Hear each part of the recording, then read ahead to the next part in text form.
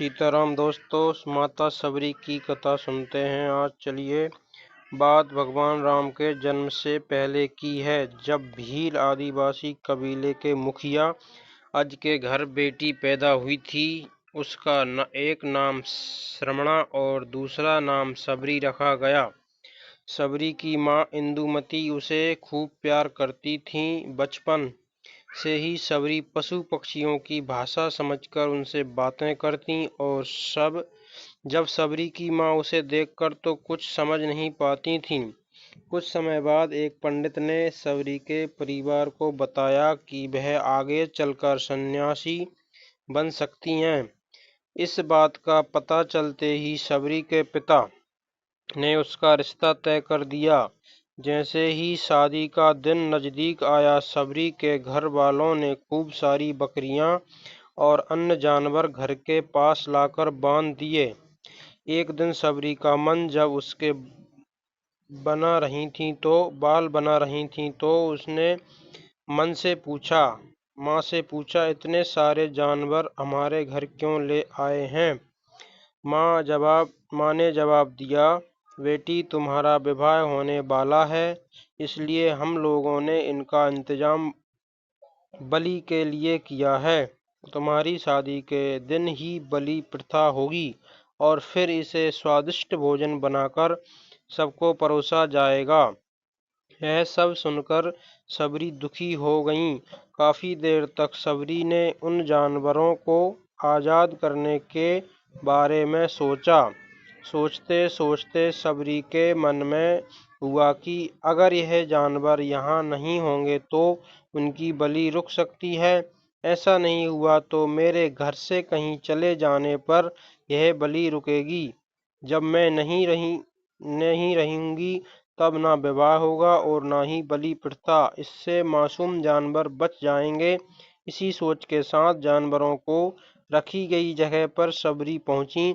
उसने सोचा कि उन्हें खोल देती हूँ, लेकिन वह ऐसा नहीं कर पाई।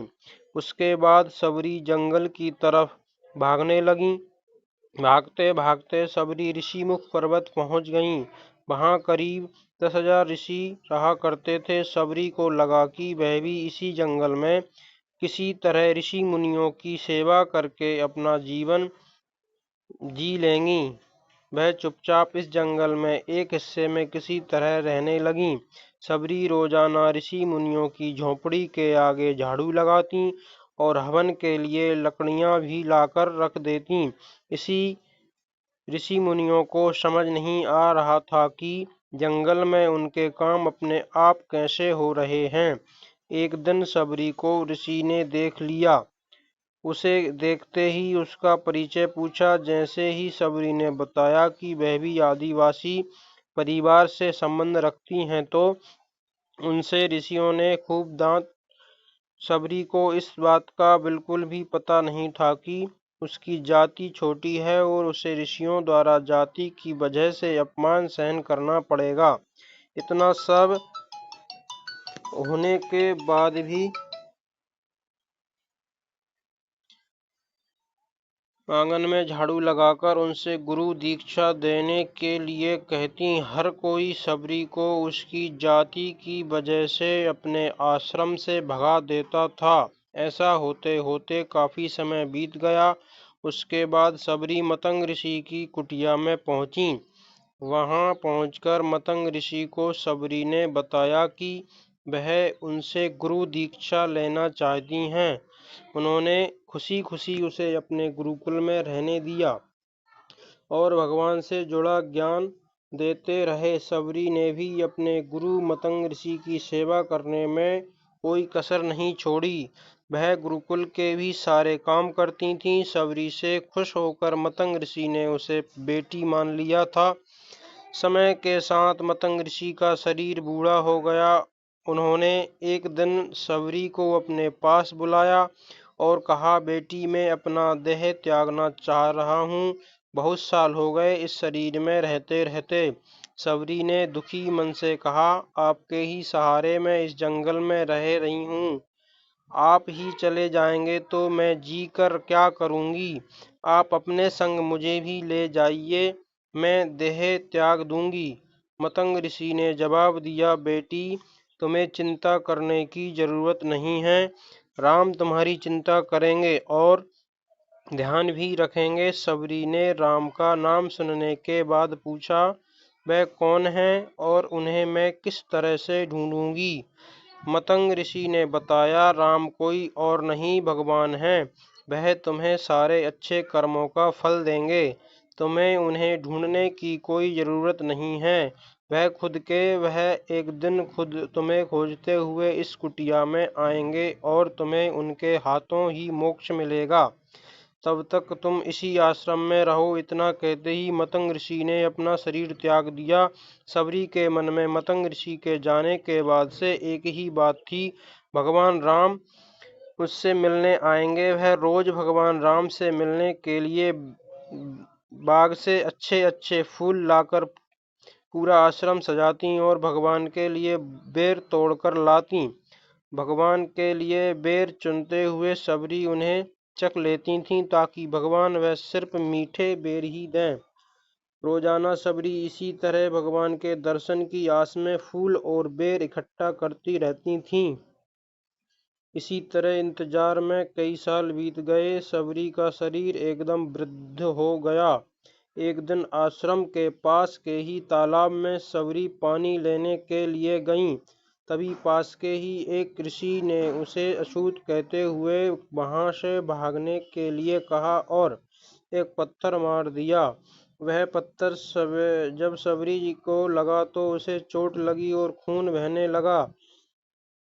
रहते हुए खून की एक बूंद इस तालाब के पानी में गिर गई। तभी पूरा तालाब का पानी खून में बदल गया।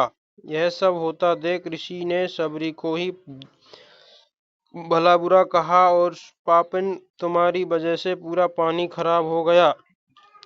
ऋषि उसे पानी को साफ करने के लिए कई तरह की विधियों का इस्तेमाल करते।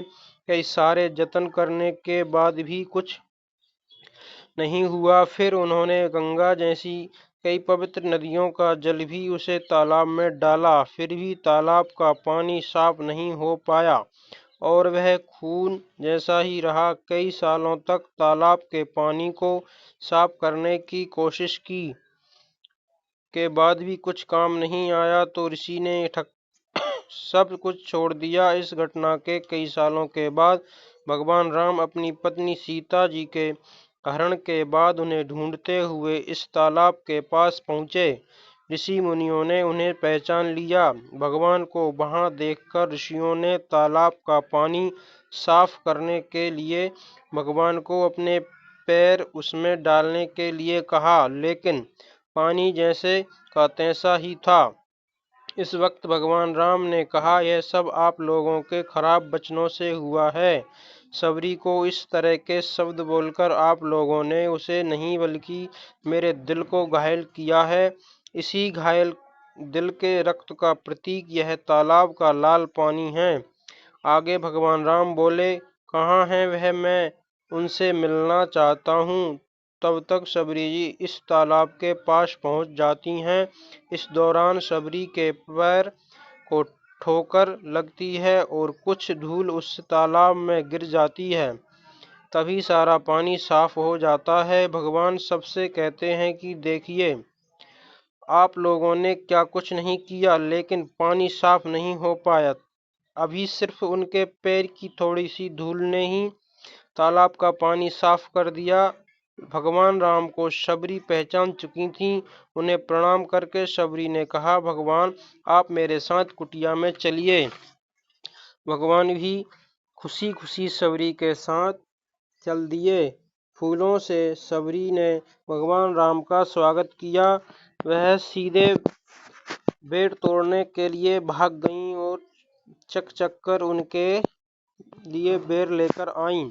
उन्होंने बड़े ही प्यार से भगवान राम और उनके भाई लक्ष्मण जी को बेर दिए। भगवान राम ने भी उतने ही प्यार से उन बेर को खाना शुरू किया। तभी बेर देखकर मुंह बनाते हुए लक्ष्मण ने कहा, भैया यह बेर झूठे हैं, इन्हें आप कैसे खा सकते हैं। भगवान ने जवाब दिया, लक्ष्मण यह झूठे नहीं बल्कि बहुत मीठे हैं।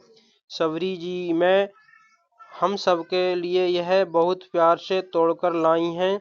इतना कहकर भगवान राम प्यार से उन बेर को खाने लगे। भगवान ने जाते हुए सबरी माँ से कहा, आप मुझसे जो चाहें वह मांग सकती हैं।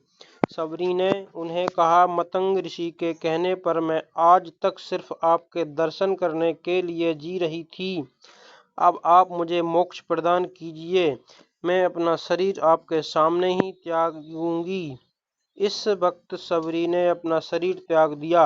भगवान राम ने अपने हाथों से उनका अंतिम संस्कार किया और सीता माँ की खोज में आगे बढ़ गए। इस तरह से ऋषि मतंग की बात सच साबित हुई और सबरी को भगवान राम के दर्शन भी हुए।